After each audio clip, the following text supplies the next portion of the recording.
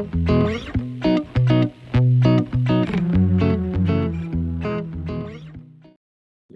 prepared a short bio about myself, and this is all me. I have been in the field since 1999 as a teacher, as a researcher, and now I am a freelance trainer and teacher training materials writer.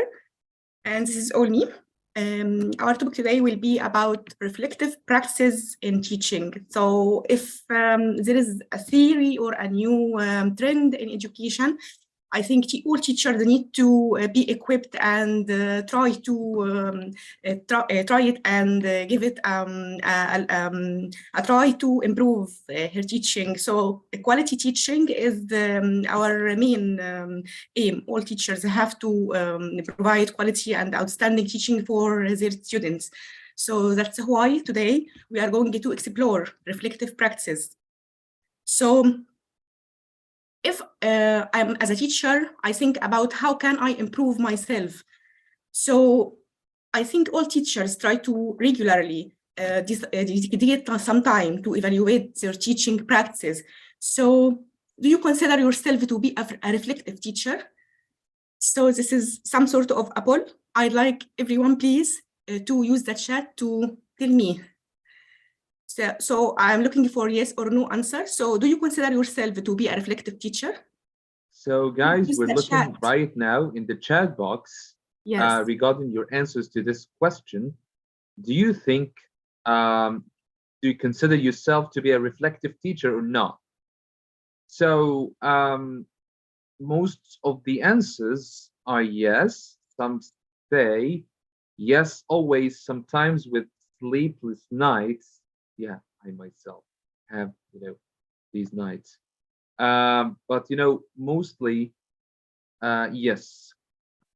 And Wes says to some extent, yes. Yeah, that's right. Lots of answers, lots of people saying yes. Yes, so I guess every teacher should be a reflective teacher, should reflect and regularly think about how is my teaching going, and how can I improve my teaching. So today we are going to explore importance of reflective practice, also 9 dimensions of reflective practice, and microblogging as a social tool to enrich reflective practice. And at the end, there will be a Q&A short session for 10 minutes, inshallah. So why is reflective practice important? Reflective practice is something that every teacher should try to gain and try to practice all the time, because it supports deeper learning. Teachers are also learning all the time. Also, it assists the professional to analyze complex situations. So if you have a problem in your class, you can analyze it if you try to reflect all the time. Also, there will be challenges during teaching. So if you have some challenges, you need to think about them. You need to find solutions.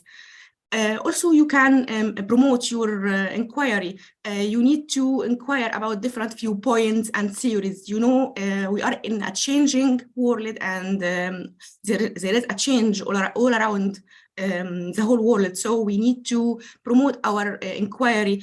We need to consider different viewpoints, different perspectives. Also, you need to improve your problem-solving skills. Sometimes you have a problem in your class, in your teaching, in your students.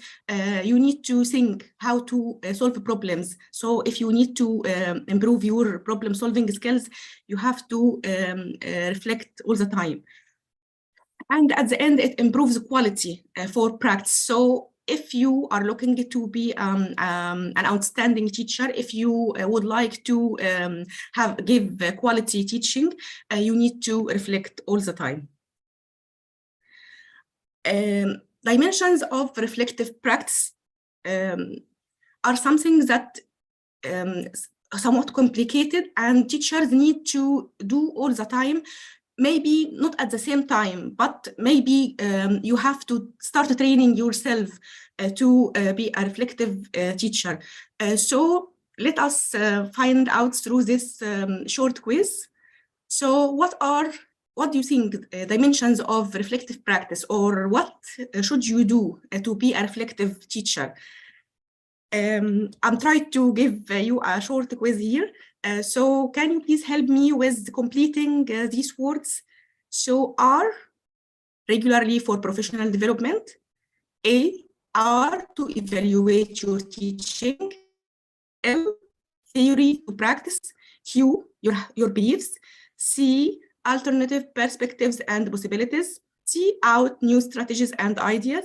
M, inclusive practices. C, to improve your teaching. So can you please use the chat and try to complete these 8 dimensions? Can you try to guess?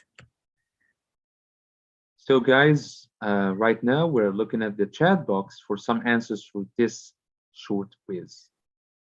So we have some strategies. If you do them, then you will be a reflective teacher. You can do them all together. You can do 2 or 3 of them, but at the end, you need, as a teacher, to improve your reflective practice to do all these things. So can you please try to guess?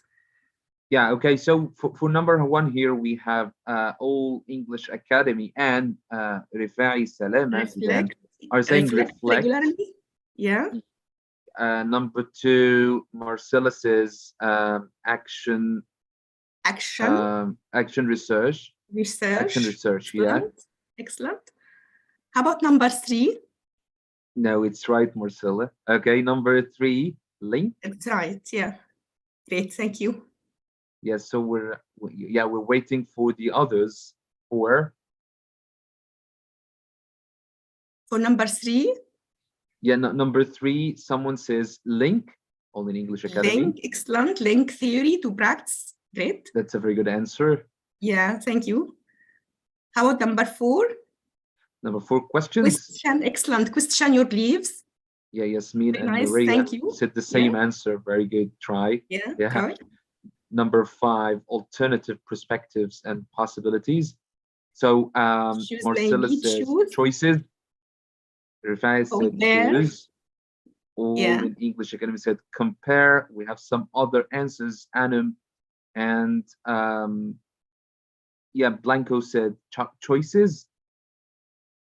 Maybe. Choices for number 6. Number 5.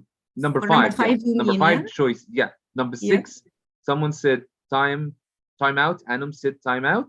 No, sorry. Okay. Rifai said try out. Try out, excellent. Thank you so much. Yes, Rania and some others said try out. Try out. Thank you so much. So, someone said 7 measure. Measure inclusive practices, maybe. Okay, perhaps. Okay. I think they should try harder. Maintain, maybe. Yeah. Rani said merge. Maybe. All in English. Nice try, thank you. Maintain. Materialize, manage. Mix. Materialize. Maximize. Manage, excellent. Mr. Rifai, excellent. Yes. Maximize. That's right. Practice. That's right. Yeah, that's a wonderful try. What about number 8, to improve your teaching? C, to improve your teaching. Continue. Continue, excellent. Thank you so much. I think it would be also about consistency. Yeah. So this is the quiz. These strategies are everything you need to do to improve your reflective practice. Reflect regularly. Action research to evaluate your teaching. Link theory to practice. Question your beliefs. Consider alternative perspectives and possibilities. Try out new strategies and ideas. Maximize inclusive practices. Continue to improve your teaching. So let's explore these 8 practices that Myers in 2012 set as 9 dimensions of reflective practice. So for number 1, study your teaching for personal improvement and reflect regularly. What you need to do to improve regularly? What do you think? How to reflect regularly? How to improve yourself regularly? How to study your teaching? What can you do to study your teaching? Can you please use the chat what can you do to study your teaching? Yeah, you missed it too. Thank you, Mr. Rafaa. Observation, maybe Dr. Yomna. Yeah, anything else? Record yourself. Yes, thank you so much, Maria. Evaluate each lesson. Yeah. Maintain a log or a blog. Thank you so much, Surani. So if you keep a reflective journal to record your reflections, to revisit your experiences until you have gained insights into your practice, if you ask yourself questions and where possible, enter into dialogue with a critical friend, maybe, or colleague who can prompt the direction of your reflections, that way you will be studying your teaching, and you will improve. How about evaluating your teaching using research? How to do action research? How to improve your inquiry, your ability to inquire about your teaching, about what you are doing in class. What if you have a problem in your class? So how to do action research? Actually, at first, you need to identify a problem. So if your students are not engaged during your lessons, if your students have a problem, they are misbehaving, there is something wrong in their group work or pair work, you need to identify the problem first. So try to identify the problem first. Next, you need to develop hypotheses or questions. So you are not doing an actual research, but you are doing some sort of action research or a minimized study about the problem you have in class. So you need to ask yourself the questions about the problem and why it exists. After that, you need to prepare a plan of action. So you need to set a teaching strategy, for example, you need to use.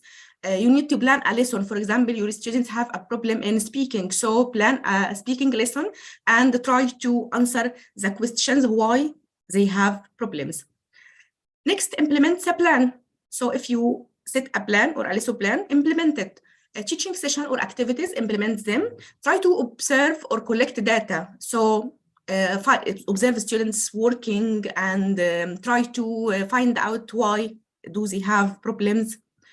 Next, evaluate the plan. So reflect, analyze the data you have, try to understand why this problem exists. Then decide the problems, decide the answer to the problems. This is how to do an action research. You don't have to do a whole study or a whole experiment in your class, but just a small action research so that you can find an answer to a problem you have in your class. For dimension 3, link theory to practice.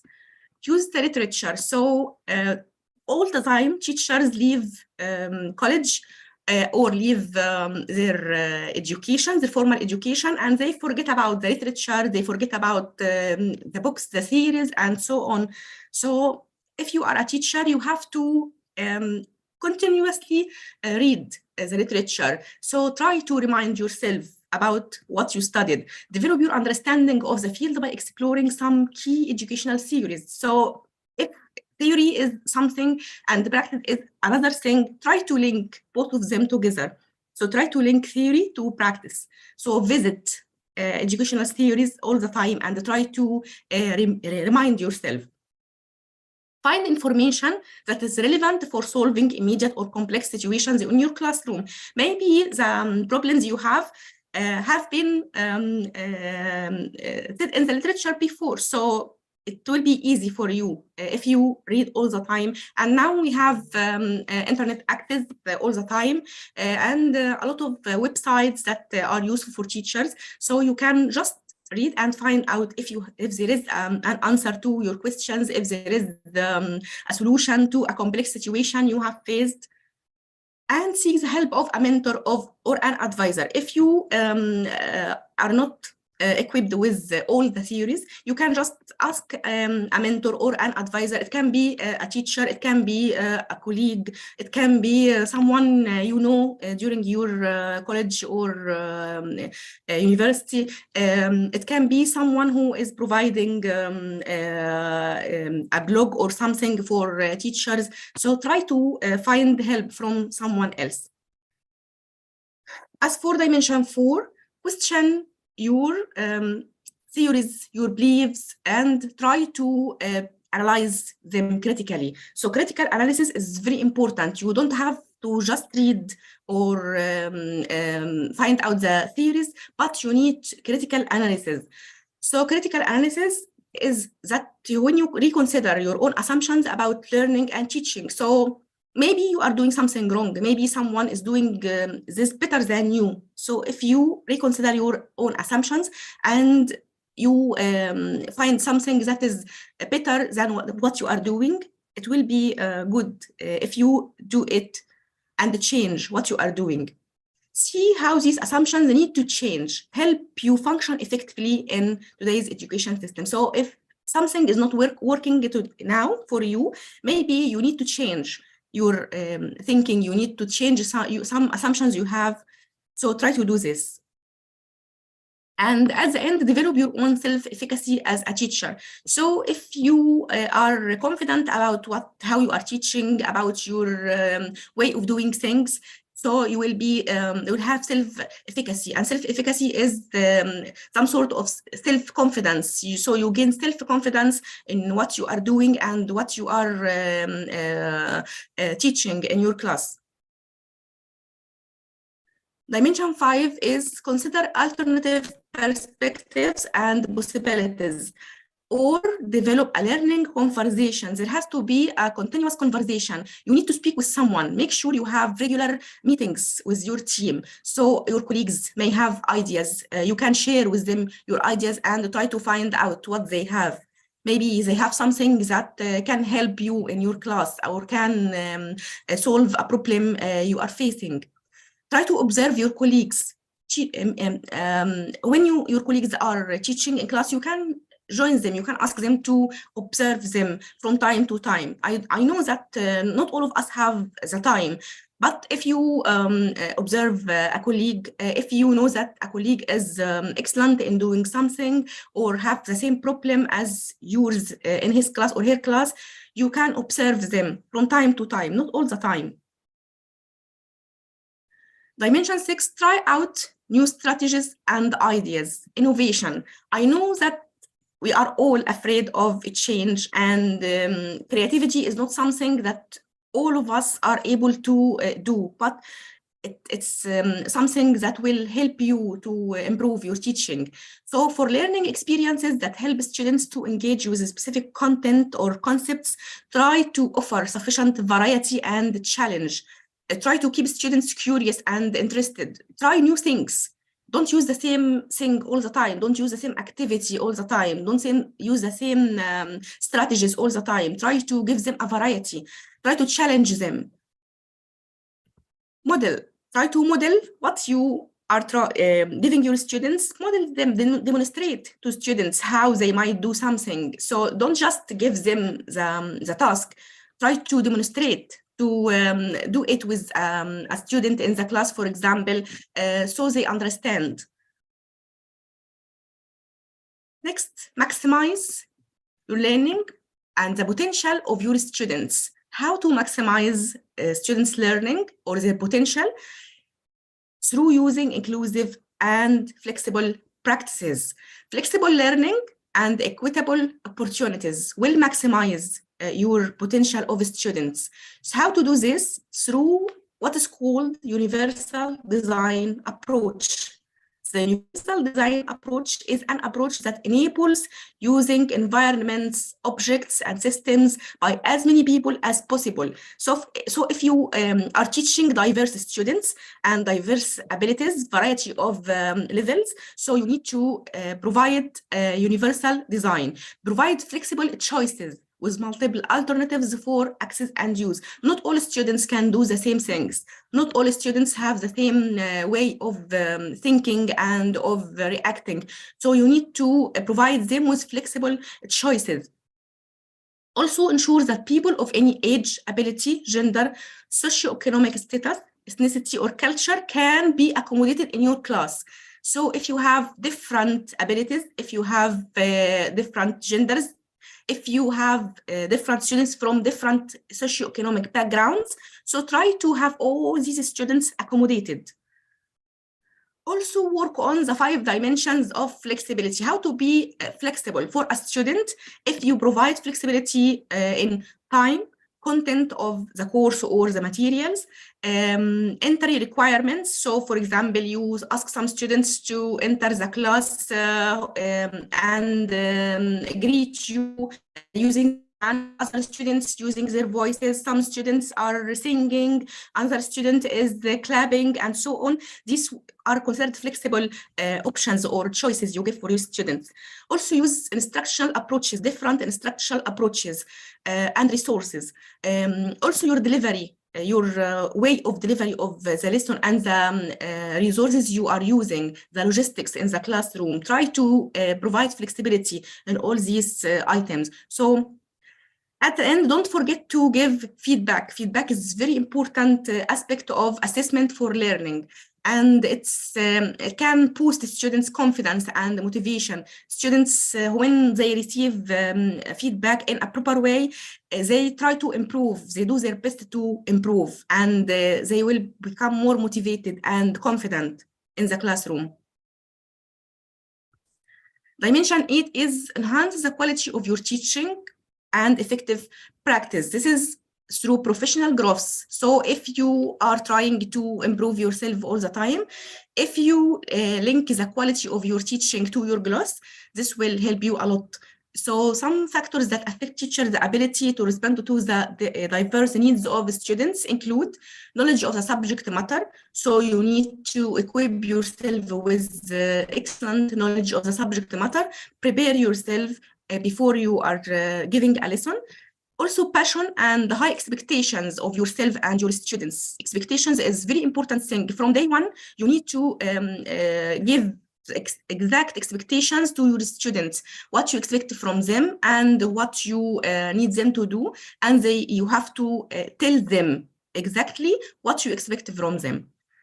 Also, teacher self-efficacy and beliefs about teaching make a lot of importance for you to be to give quality teaching.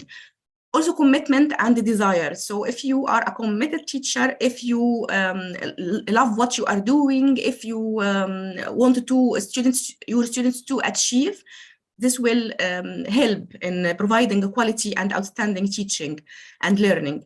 Also, a good sense of humor and situations and events that occur outside the classroom. So a teacher is not limited to the classroom. The teacher has to widen his circle and try to get to know or link what happened outside the classroom with his students or her students inside the classroom. This way, students will become easily acquainted to the teacher, and this will help in building rapport. Also, through engaging in reflective practice, teachers gauge their performance against quality standards or criteria. So at the end, you need to have some criteria or some standards, quality standards. If you find that you have a good knowledge of the subject matter, if you know that you have passion and you set expectations in the classroom, if you are confident about your beliefs and how you are teaching, if you are committed, and if you have a good sense of humor and try to link events outside the classroom into the classroom, this will be your standards or your criteria. And this way you will improve, and you will improve the quality of your teaching and the learning that is happening in the classroom. The last dimension, or dimension 9, is continue to improve your teaching through professional learning. So teachers' professional development is not something that is for the moment or at present, but it's a lifelong thing that has to be done throughout through all life. So a teacher or has to live in a society of change or a lot of things that are happening around us. That's why a teacher has to be flexible and resilient. So to respond to the rapid changes that is happening outside. And these are some key skills that teachers has to develop to be learners, to be professional learners. So using technology effectively is something that has become a must nowadays. So no teacher can work without technology. So if you remember, after COVID-19, we have to switch to online teaching. That's why all teachers need to learn how to use technology effectively. Respect diversity and interact in heterogeneous groups. So if your students are diverse, if they have different needs, and you have to respect this, and you have to find ways so that you can accommodate all your students. Also act autonomously. So if you are teaching online, maybe you don't have a supervisor all the time, or you don't have someone who is observing your teaching all the time, and you need to find out your own resources alone. You have to prepare your lesson alone. So you have to depend on yourself. You have to be an autonomous person. Professional learning communities are very important now, and all teachers, I think, all teachers have to participate in conferences. They have to be involved in online communities with educational practitioners on social media. Also, communities of practice has to interact with practitioners and build relationships and learn from each other. So if you are involved in a community of practice online, on LinkedIn, for example, on Telegram, on whatever social media channel, you have to build relationships. You have to find the people that can help you and try to learn from them. Also, try to have a professional development portfolio. So keep a professional development portfolio to record your reflections about what you learn from your interactions. What if you attended a conference, for example, if you have someone who is a presenter, who have something that is new, or an idea that is that can help you in solving a problem in your classroom, try to record all these so that you can go back to them again. So as social media now is playing a key role in our life, not only teachers. So blogging and microblogging are key now and are a trend nowadays, not only for teachers, but also for all practitioners and all professionals. So blogging has been spread for a while before, but microblogging is some sort of blogging, but it is somewhat short. So for example, in microblogging, you can use Facebook, you can use Twitter, whatever a channel, and you can send a link, an infographic, a video, an audio clip. You can ask just a question and wait for others to give answers. So microblogging and the blogging are different some sort. How?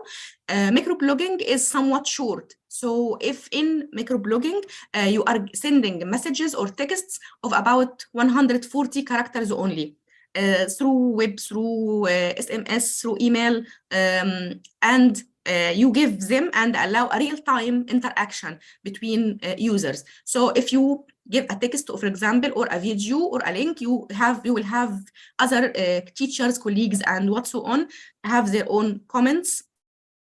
And microblogging is very important because it's so easy. It doesn't take some time to learn. And if you just give a few minutes and write up a post and just post it.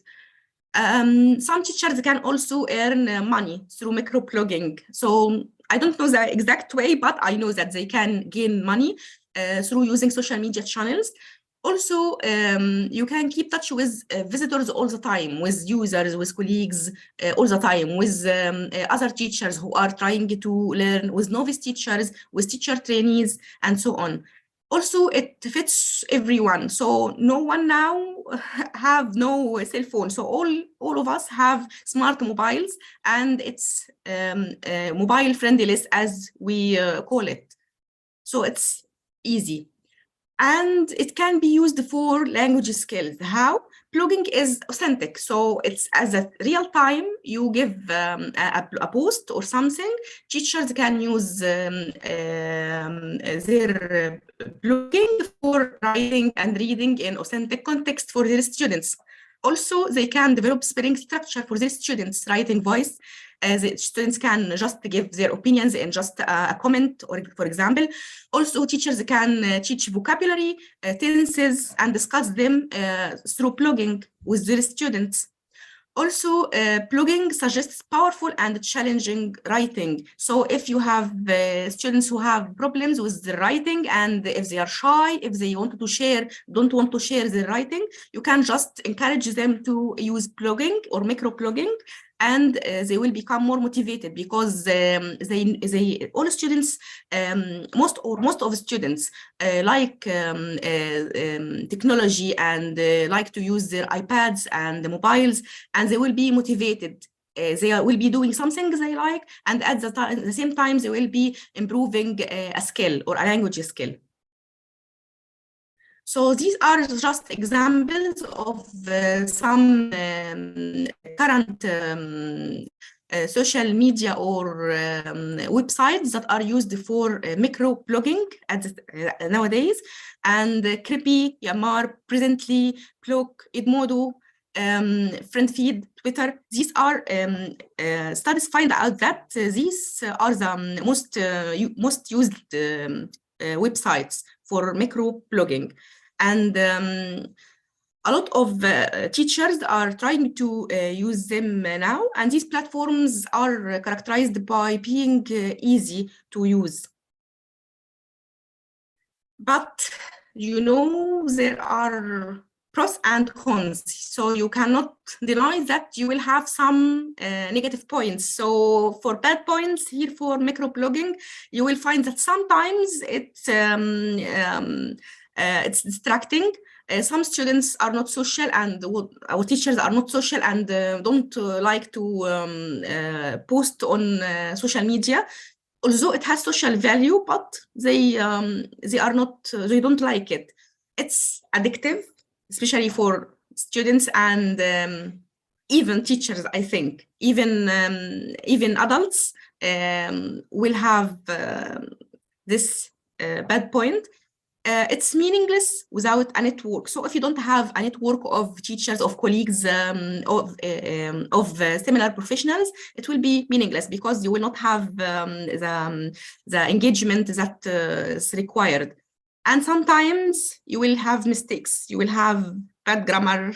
You will have punctuation mistakes, and you will have someone who is just commenting that you have a mistake here, you have a mistake here, and some people don't like to be criticized like this. And at last, it will be time consuming. Sometimes you consume all the time, or take all the time just posting on social media, and that's why you have to specify a time for doing this throughout the day.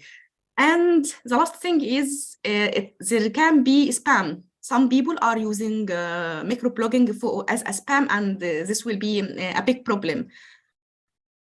These are the references I used to prepare my presentation. Hopefully you like it and find something that is useful.